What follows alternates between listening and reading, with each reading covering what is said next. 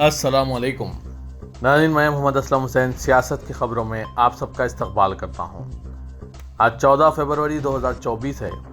Islamic तारीख़ के हिसाब से आज 3 शाबान 1445 हिजरी है। पेश है आज की कुछ अहम खबरें। किसानों के दहली मार्च के आज दूसरे दिन भी भारी ट्रैफिक की वजह से दारुल दिल्ली के मुख्तलिफ हिस्सों में लोगों को वक्त पर अपनी मंजिल तक पहुँचने के लिए काफ़ी जद्दोजहद करनी पड़ रही है। किसानों के एहतजाज की वजह से दिल्ली पुलिस ने हरियाणा और उत्तर प्रदेश के साथ 5 बड़े रास्तों को सील कर दिया है। हरियाणा के साथ दिल्ली की सरहदों को टुकरी, सिंगू और झरोड़ा में सील लगा दिया गया है। दिल्ली ट्रैफिक पुलिस ने मुसाफिरों को मशवरा दिया है कि वो दिल्ली से बाहर निकलने के लिए लोनी, उचंडी, जोंती, पियाओ, मनियारी और सफियाबाद के ट्रांजिट पॉइंट्स का इस्तेमाल करें। इस खबरनामे को MS एजुकेशन की जानिब से स्पॉन्सर किया जा रहा है। What are we running after? What is it that we want our children to be? We found the answers at MS Education Academy as we integrate ethical values with modern education. MS Education Academy, preparing world-worthy individuals. Please click the link given in description for more details. Congress parliamentary party की chairperson Sonia Gandhi आज 4 जुम्मे की सुबह अपनी रिहाइशगाह से राजस्थान के लिए रवाना हुई, जहां से वो राज्यसभा इंतखाबात के लिए अपना पर्चा नामजदगी दाखिल कर रही है। कांग्रेस के साबिक सदर पार्लियामेंट के ऐवान बाला में राजस्थान की नुमाइंदगी करेंगी। राज्यसभा का इंतखाब 27 फरवरी को होना है। सोनिया गांधी, जो 1998 से 2022 के दरमियान तकरीबन 22 साल तक कांग्रेस की सदर रहीं, 5 बार लोकसभा की रुकन रही। जराये के मुताबिक इनके बेटे राहुल गांधी और कांग्रेस सदर मल्लिकार्जुन खड़गे जब जयपुर में राज्यसभा इंतखाबात के लिए नामजदगी दाखिल करेंगे तो इनके साथ रहेंगे। हुकूमत की तमाम तर तैयारियों के बावजूद किसानों ने दिल्ली की सरहदों पर मोर्चा संभाल लिया है। किसानों को रोकने के लिए सड़कों पर बिछाई गई कीलें और खड़ी की गई रुकावटें भी काम नहीं आ सकी।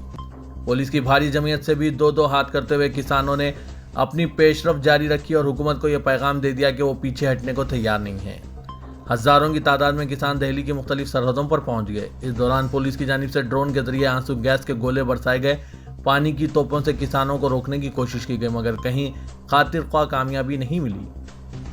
शंभू बॉर्डर पर पुलिस और मुजाहिरीन में जबरदस्त टकराव देखने को मिला, जबकि हरियाणा और पंजाब से मुतसिल दीगर सरहदों पर भी झड़पें देखी गई।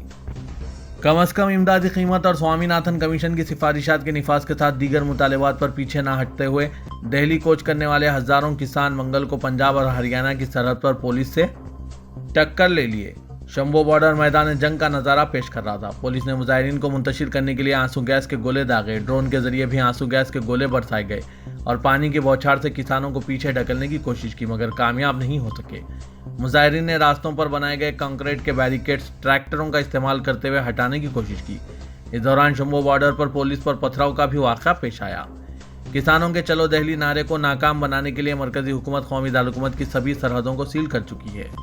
सरहदों पर कई सतह की रुकावटें, खारदार तार, सड़कों पर कील नस्ब करने समेत कई इक़दाम किए गए हैं। इसके बावजूद किसान मुख्तलिफ रास्तों से दिल्ली पहुंचने की कोशिश कर रहे हैं। किसानों के एहतजाज से हुकूमत के हाथ पैर फूल रहे हैं। इन अंदेशों के बीच के किसान दारुल दिल्ली में दाखिल हो सकते हैं। हुकूमत ने लाल किले को सयाहों के लिए बंद कर दिया है।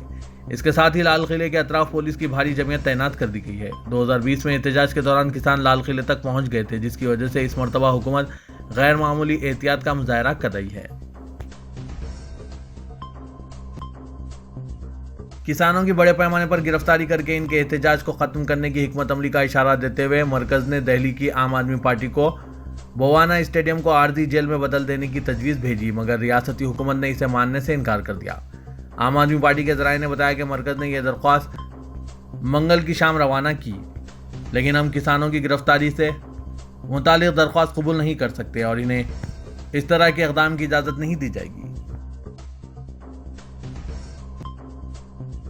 उत्तराखंड के हल्द्वानी में 8 फरवरी के तशद्दुद के 6 दिन बाद भी हालात पूरी तरह से मामूल पर नहीं आए हैं।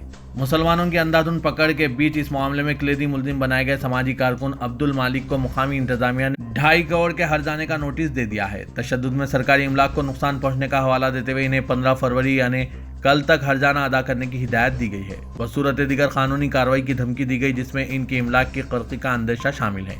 मालिक का बगीचा नामी जिस जमीन पर वाक़ मस्जिद और मदरसे को शहीद किया गया है वो अब्दुल मलिक की मिल्कियत थी। इसकी मिल्कियत से मुतालिक मामला अदालत में ज़ेर समाअत था, मगर कोई फैसला आने से कबल ही इंतजामिया ने शरंगेज़ी का मुजाहरा करते हुए बुलडोज़र चला दिया और जब मुसलमानों की जानिब से सदाए एहतजाज बुलंद की गई तो फायरिंग करके 6 मुसलमानों को शहीद कर दिया गया। इस बीच फूट पड़े तशद्दुद के सिलसिले में पुलिस ने अब्दुल मलिक को ही कलीदी मुलजिम बना दिया है। अब्दुल मलिक इलाके की जानी मानी शख्सियत और सरगर्म समाजी कारकुन है। इनके वकील अहरार बेग ने बताया कि गुज़िश्ता साल जब बनफुलपुरा के लोगों को कानूनी इमदाद फराहम की थी, जिसकी वजह से अवाम में इनके ताल्लुक से एहतराम और हमदर्दी पाई जाती है। इस दौरान पुलिस फायरिंग में जख्मी होने वाले एक और शख्स ने मंगल को दम तोड़ दिया। इसे सर पर गोली लगी थी और गुज़िश्ता 6 दिनों से वो कोमा में था। पुलिस की कार्रवाई और गिरफ्तारियों के अंदेशों से मुकामी मुसलमानों में गैर मामूली खौफ व हर्रास कम व बेश एक हफ्ता बाद भी बरकरार है। घरों पर ताले लगाकर खानदान के खानदान नकल मकानी कर रहे हैं। कर्फ्यू की वजह से गाड़ियां दस्तयाब नहीं है, इसलिए लोगों को सामान लेकर पैदल चलते हुए देखा गया। गैर सरकारी ज़राए ने 500 से ज़ायद खानदानों की नकल मकानी की तस्दीक की है।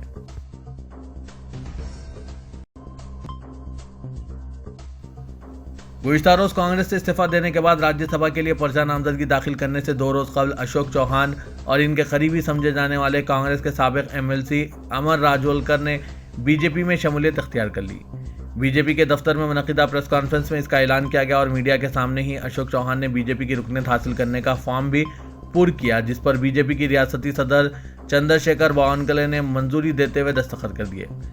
कभी इम्कान है कि बीजेपी अशोक चौहान को रियासती असेंबली से राज्यसभा का उम्मीदवार बनाएगी। तहम इस सिलसिले में पूछे गए सवाल पर नायब वज़ीर आला देवेंद्र फडणवीस ने कहा कि यह फैसला मरकजी बीजेपी करेगी।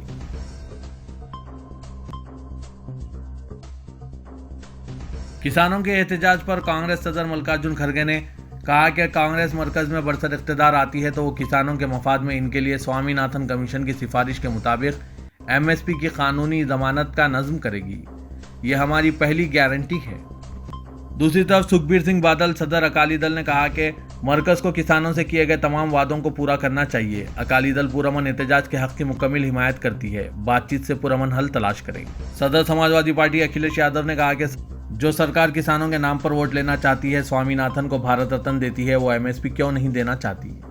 क्या हुकूमत की नीयत में खोट है?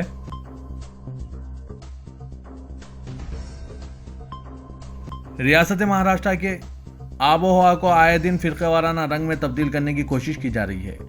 महाराष्ट्र के कई मुकामात पर रोज़ाना कई वाक़यात पेश आ रहे हैं जहां राम के नाम पर मुसलमानों को ज़दोकोब किया जा रहा है, इन्हें निशाना बनाया जा रहा है।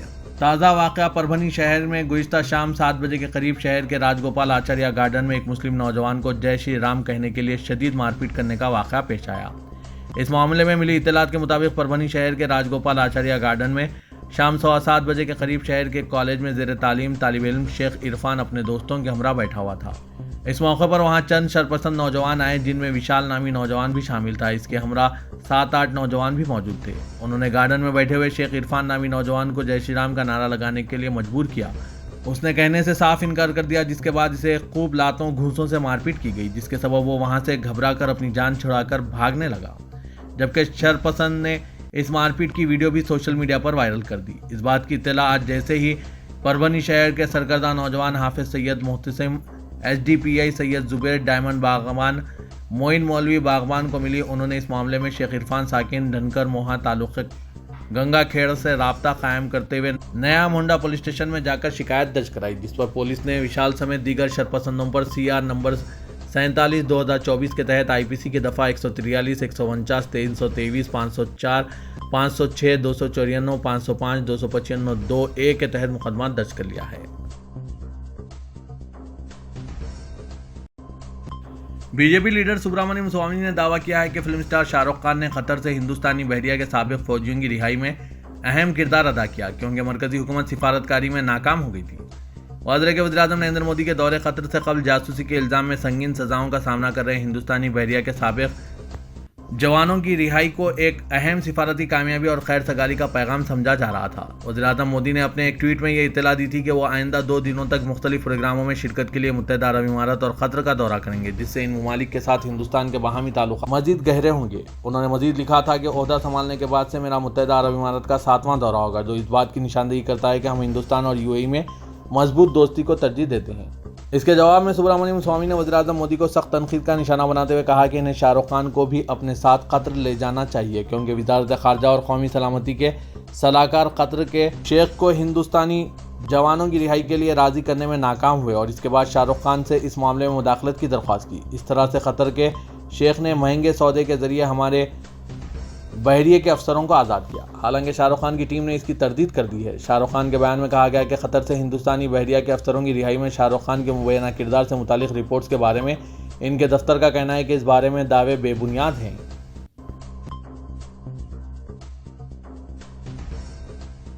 तेलंगाना के वज़ीर-ए-आला रेवंत रेड्डी ने बीआरएस सरबराह के चंद्रशेखर राव को मशवरा दिया कि वो जल्द से आम में तकारीर करते हुए हुकूमत से मुतालबे के बजाय असेंबली इजलास में शिरकत करते हुए हुकूमत से रास्त बातचीत करें।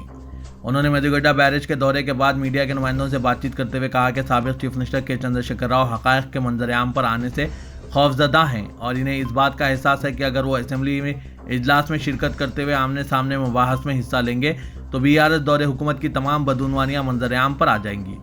उन्होंने बताया कि रियासती हुकूमत मेदुगड्डा बैरेज के अलावा आबपाशी प्रोजेक्ट्स में हो रही तमाम धांधलियों की तहकीकात कर रही है।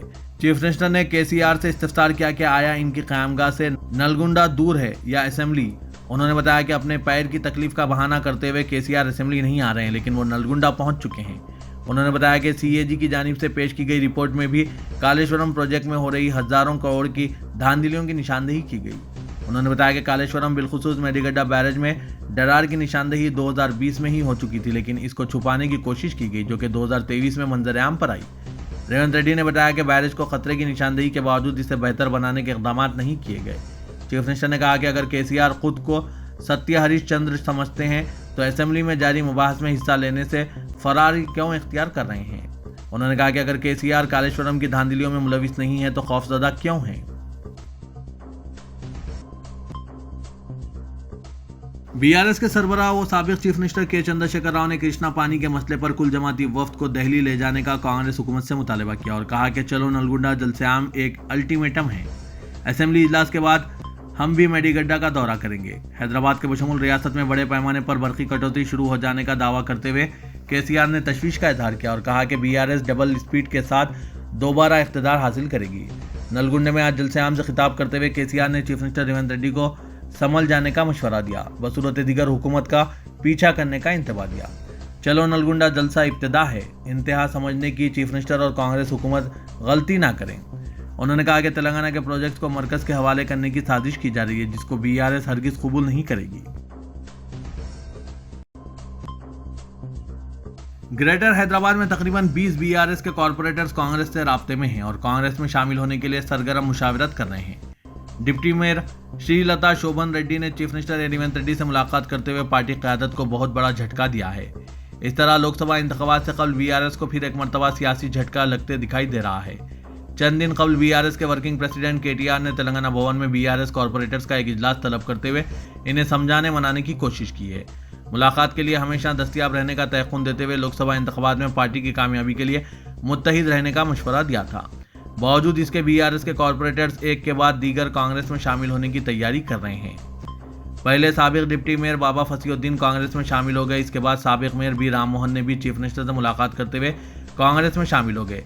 आज डिप्टी मेयर श्रीलता अपने शौहर के साथ चीफ मिनिस्टर रेवंत रेड्डी के क़यामगाह पहुंचकर मुलाकात की, जिसके बाद क़यासारियां गश्त कर रही है कि वो भी बहुत जल्द कांग्रेस में शामिल हो जाएंगी।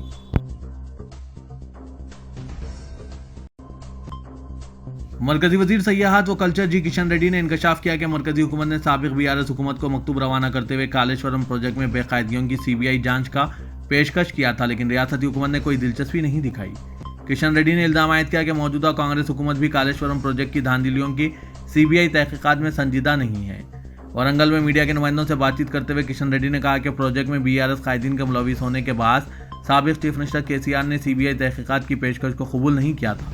उन्होंने सवाल किया कि मौजूदा कांग्रेस हुकूमत कालेश्वरम की धांधलियों की सीबीआई तहकीकात से गुरेज क्यों कर रही है। किशन रेड्डी ने कहा कि विजिलेंस डिपार्टमेंट की तहकीकात से टेक्निकी खामियां बरसरेआम नहीं आ सकती। उन्होंने कहा कि प्रोजेक्ट की मालियत, मियार, तामीर, मनसूबाबंदी और डिज़ाइनिंग जैसे उमूर के लिए विजिलेंस तहकीकात काफ़ी नहीं है। हैदराबाद एक तारीखी शहर है और अजीम तहजीब व सकाफत का हामिल है। इस शहर में ट्रैफिक जैसे संगीन मसले पर काबू पाने हर शहरी को अपना ताउन पेश करना होगा। इन ख्यालात का इजहार K Srinivas Reddy city police commissioner ने किया, जो रोड सेफ्टी पर एक इजलास को मुखातिब थे। हैदराबाद ट्रैफिक पुलिस ने रोटरी क्लब के ताउन से इस मौके पर तिब्बी कैंप मुनक्किद किया। ट्रक और ऑटो ड्राइवर्स की कसीर तादाद इजलास में शरीक थी। City police commissioner Srinivas Reddy ने कहा कि सड़क इस्तेमाल करने वाले हर शहरी को अपनी जिम्मेदारी का एहसास होना चाहिए। उन्होंने लापरवाही से गाड़ी चलाने वाले शहरियों को मशवरा दिया कि वो अपने साथी शहरियों का ख्याल रखें, कहीं अपनी लापरवाही और बेलगाम रफ्तार दूसरों के लिए नुकसानदा साबित ना हो। कमिश्नर पुलिस ने कहा कि एहतियात और जिम्मेदारी से गाड़ी चलाना कई खतरात को रोक सकता है। पहले खुद अपनी हिफाजत और फिर दूसरे शहरियों की हिफाजत को यकीनी बनाया जा सकता है।